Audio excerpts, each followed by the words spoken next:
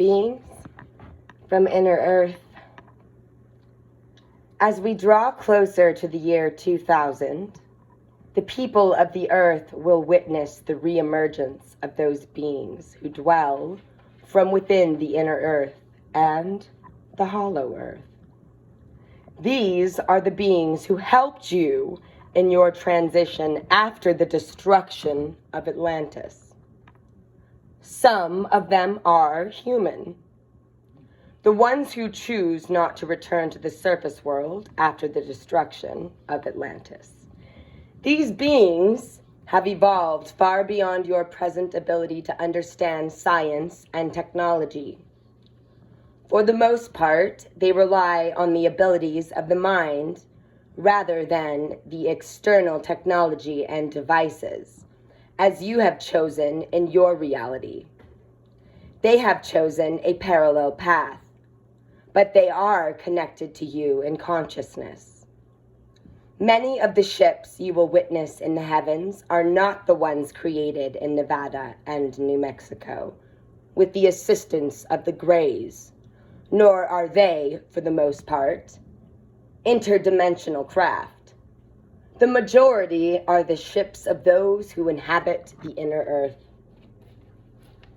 The inner earth beings have monitored our development here for eons, and they have their own agreements with the Nephilim. Although they also possess superior technology like Greys and the Nephilim, they are a peaceful people whose origins have well-established links to human beings through genetic lines. These beings are also preparing themselves for the emergence into Christ consciousness. The beings of the inner earth have often been sighted on earth. Interesting. Some of them you know as Yeti or Sasquatch or Yanasqua, depends on how you want to look at it. There's a many being.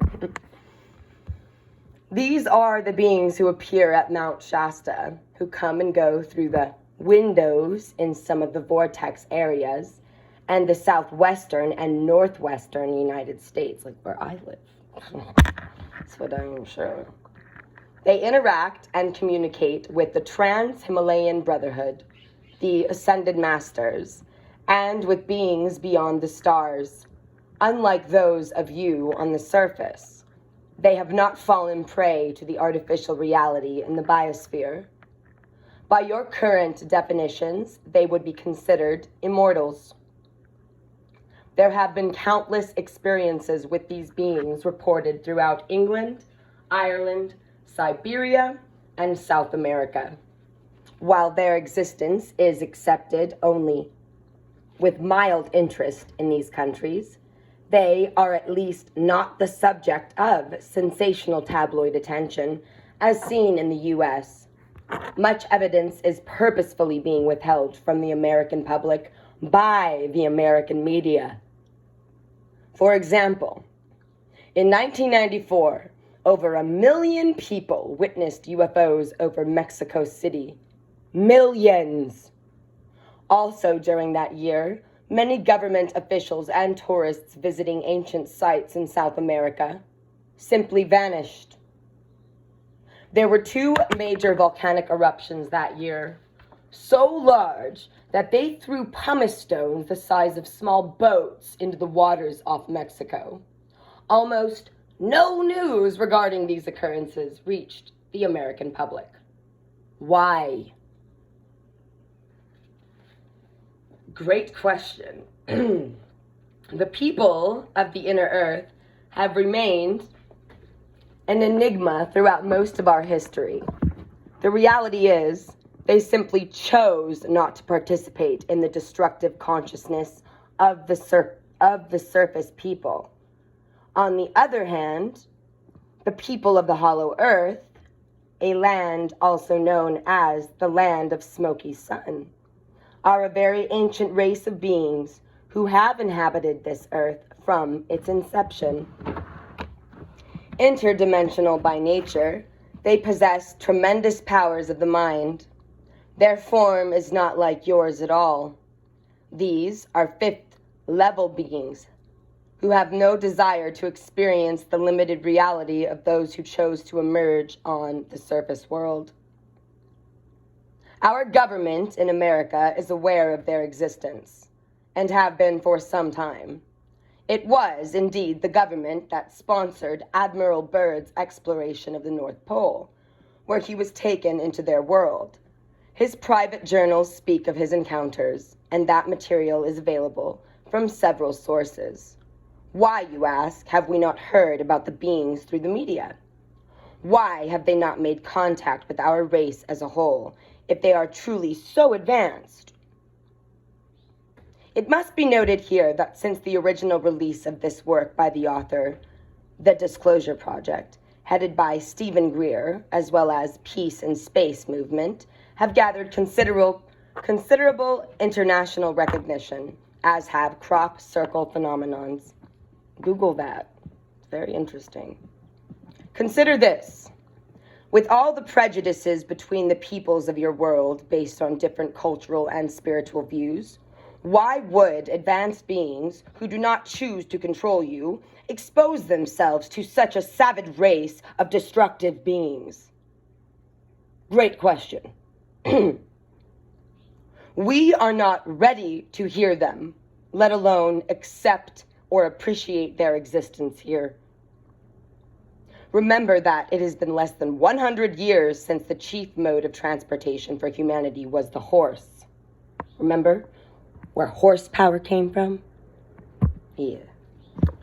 If you cannot overcome your own self-hatred, why would you be expected to act differently to others from another planet or from within your own Earth? You must understand, these are beings whose physical appearances are quite different from your own. Be assured, however, that you will witness their existence before the end of this century. As the activities of the Pacific Rim intensify, great ships will emerge from the openings located at the poles of your planet. Also, a great ship will emerge off the western coast of Central America. Another phenomenon will occur. A great funnel of water will rise up from the ocean. At first, it will be a total mystery to your scientists. They will identify this phenomenon in the ocean as the G-force. From within this G-force is a great ship.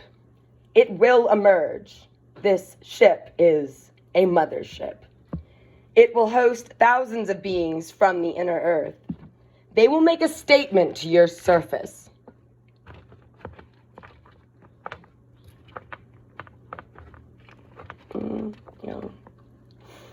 They will make a statement to your surface world as they themselves prepare to leave this plane on their interdimensional craft. Their ship will virtually block out your sun.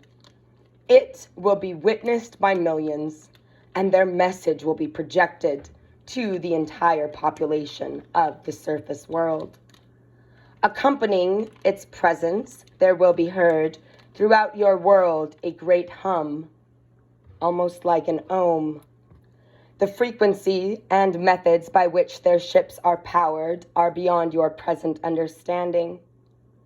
These are the great light ships remembered only in your mythology. There will be many other ships that emerge by the same method.